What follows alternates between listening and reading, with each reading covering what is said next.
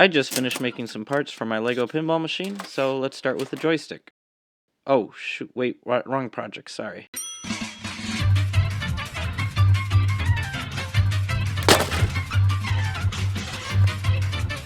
Retro-reflection occurs when the surface returns a large portion of directed light back to its source. Let's address the biggest difference between a real and a Lego design first. Pinball machines use solenoids for almost everything that needs to move, as well as electromagnets. Solenoids are just a coil of wire that pull an iron shaft in and have a spring to push it back out. Solenoids have a short, fast, and relatively strong linear action. Every coil has a different wire gauge and amount of turns for each mechanism. And that means some can run continuously, and others will burn up in seconds if stuck on. Lego doesn't make solenoids, or even electromagnets in general. They do, however, make motors.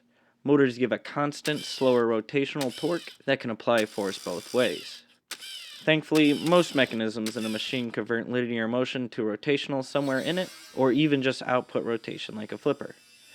This could actually simplify mechanisms if it weren't for the need to gear up torque, set movement limits, and all that jazz.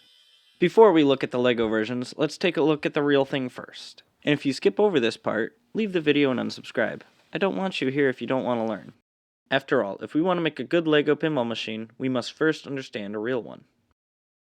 Now you may be saying to yourself, how the hell am I supposed to understand this confusing mess of metal and wires? Well, I'll try to make it easy to follow. Anyway, here's one of my machines, and she is a beauty. Normally you can't show this on YouTube, but let's take a look under this old girl's skirt. Under this skirt lives a hole, but unlike real life, this hole is not where you want to put your balls in. In fact, the whole game is keeping it out of the hole. The first 4 times your ball goes in her hole, it gets violently whacked out, and the 5th time, she just keeps it in until you give her some more money. So if anything, pinball is just a great example to stay away from girls, because they take your money, play with your feelings, and give you nothing in return. Next, let's take a look at the flippers. Now, I'm not going to explain how this works because you have eyes, and if you are blind, there's a magic monkey inside that moves them. The flippers are the most important part of the game, because it's the only part that the user can meaningfully control. Bad flippers means less control, more frustration, and less fun. If you are wondering about the switch on the assembly, or the fact that there are 3 rungs on that coil, stop it, you don't want to know. Oh, what's that? You do? Well, okay then. The switch normally shorts out most of the coil, which makes it stronger while extending, and it breaks once extended to make it consume less power while held out. This is useful to prevent it from melting when the 5-year-old playing is constantly pressing and holding the flipper button the whole time. But wait, how is the coil stronger when only part of it is used, and weaker when all of it is used? Well, that's because electrical resistance is unintuitive as hell. Less resistance is more power, and more resistance is less power. Shorter coil is less wire and less total resistance, making more power. Once the short is broken, the whole coil gets energized, and the whole coil is more wire, more resistance, and less total power. I bet you're sorry you asked. However, if you did find that interesting, you are a saint. Whoa, I think I just figured something out, Beavis. What? This sucks. Yeah, it really sucks. Now how about the kick-out hole? The kick-out hole is called the kick-out hole because when the ball goes in the hole, it kicks it out. It is not called the keep-in hole because the ball is not kept in the hole. It gets kicked out, which is why it is called the kick-out hole. Now let's observe the kick-out hole kicking the ball out of the hole formerly known as the kick-out hole. There, did you see it? Let's slow it down. There's a long metal arm that pushes the ball out with speed almost as if it is kicked out of the kick-out hole. Hence the name kick-out hole. Now, let's take a look under the hood. Yes, that confusing mess of metal is a kick-out hole.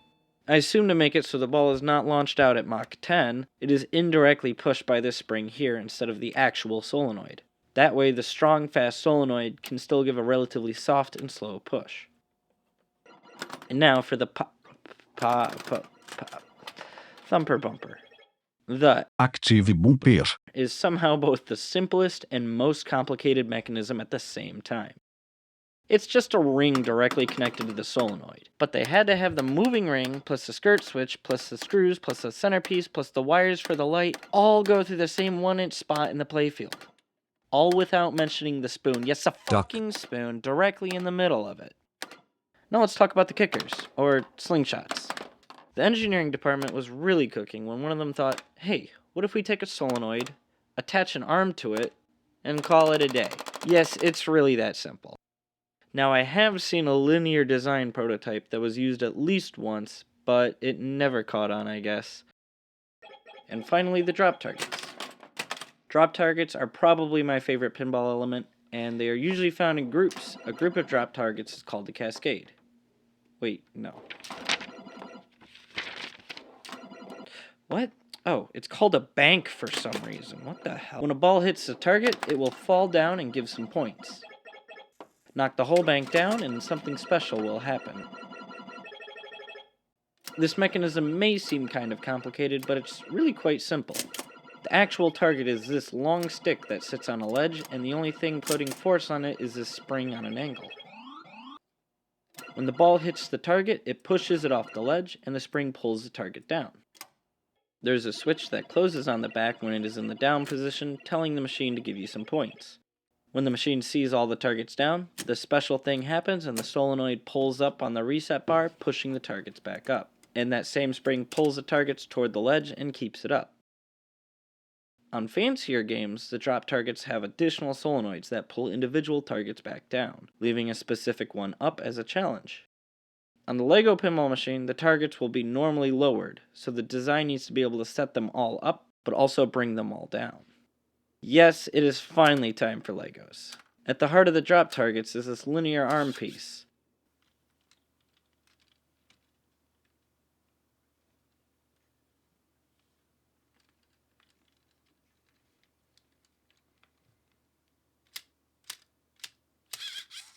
Bombardiro crocodilo. Just like the real one, when pushed, it gets knocked off the ledge of the top and falls down, pushing the button on the bottom.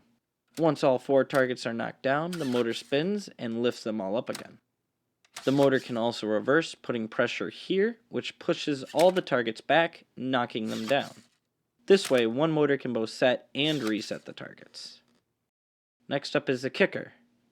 Now, the kicker's design can be used in many places and for many parts. From the slingshots to the kickouts to the elbows to the flippers, not the thumpers that won't work, they require linear motion. See, when you push the button, the motor spins backward.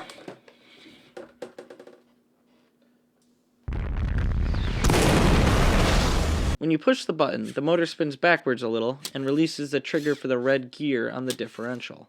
This then lets the long yellow arm get pulled to the left by the rubber band. When the button is let go, the motor spins forward, winding it up again. It releases in about 0.15 seconds, and the winding is set for 0.4 seconds, so the whole cycle is about 0.6 seconds. It is also coded to release before fully wound back, so it doesn't have to wait if you press the button before it's reset. The black and gray arms on top are just to keep the axles and the differential from popping out under all the forces. Now, this works pretty good as a kicker, but what about a flipper? Well, all we have to do is turn it on its side, extend the output axle, and stick an arm on the end. If you're watching at home, the final step is to shove it in one of your various pinball machines. For reasons, I have the machine turned off, but that's not a problem.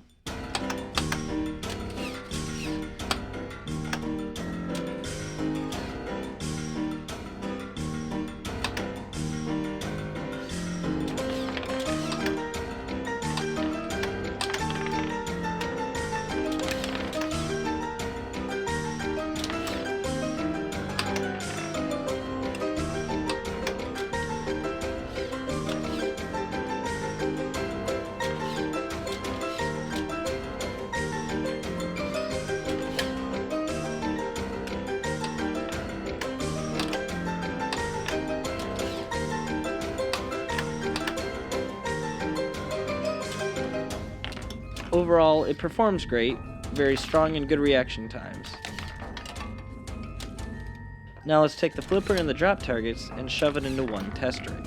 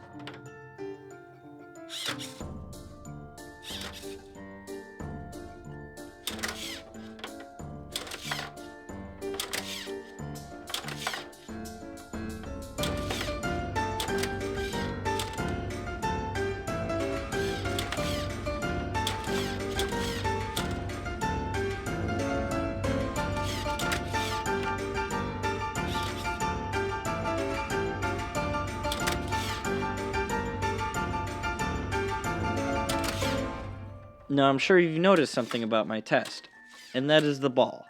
Unfortunately, LEGO doesn't have a great variety of balls to choose from, so I had to look elsewhere. Also, I don't want to use a real pinball because it's made of steel, and steel is heavy.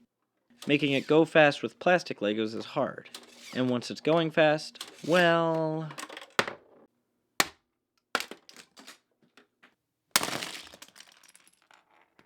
So I instead looked around for some plastic ball bearings. There are 3 main plastics on the market: acrylic, nylon, and polyoxymethylene, or POM. I am looking for a heavier plastic with a good bounce, smoother finish, low friction, and something that doesn't scratch easily. Acrylic usually has a perfect mirror finish like glass, which is why I use it on my set. Unlike glass though, acrylic scratches very easily, and it shows too. This alone was a good reason to choose another material, so I bought some 1-inch nylon and POM bearings. Nylon is on the left and the polyoxymethylene is on the right. The only way you can tell is that the nylon has a slight translucent yellow tinge to it. Nylon also glows in the dark slightly. Sort of. It is actually a rather flexible plastic, which makes it great for impact resistance, however it can be scratched easily. The soft yellow finish does hide the scratches amazingly well though. POM is harder, heavier, which is good, whiter, has less friction, and is smoother, although not mirrored. All of this is way better than the nylon ball. But in a game about shooting a ball around at high speed, we also need it to bounce. Now, the proper way to test restitution is by measuring the height of a bounce on a solid mass of known coefficient and calculate it from that. Fortunately, I'm American and only need to see which one is better, so instead we're going to test this by dropping it on a garage door motor, because it's the closest thing I have to an anvil.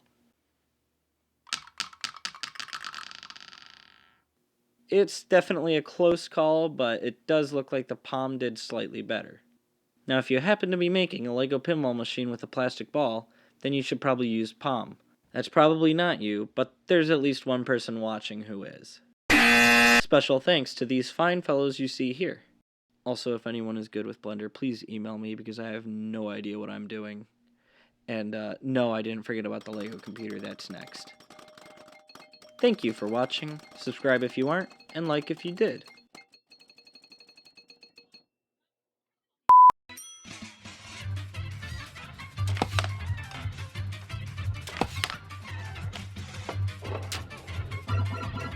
What? What?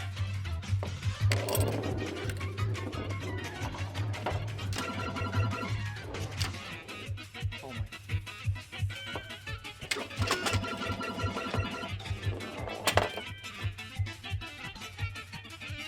Shit.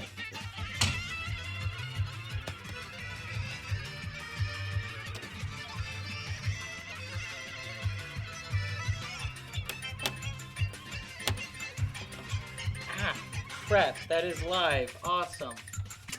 Ow. This then lets the young yell. The first 4 times your ball goes in her fucking. God damn it. Alright, the first 4 times your ball.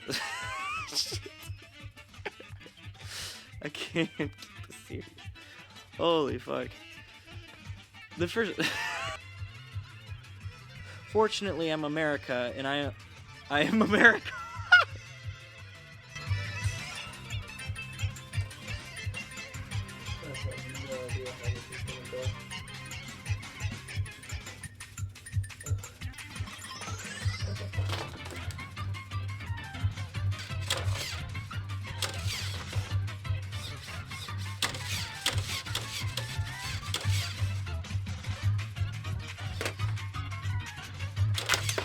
Holy Jesus!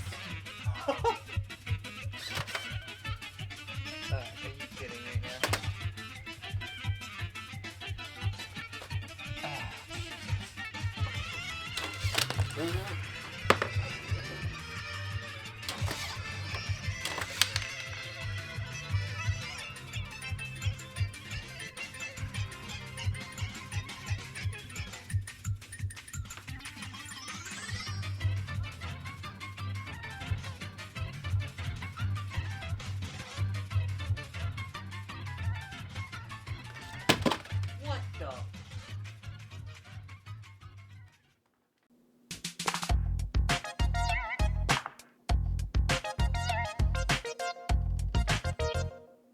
It's just a TV.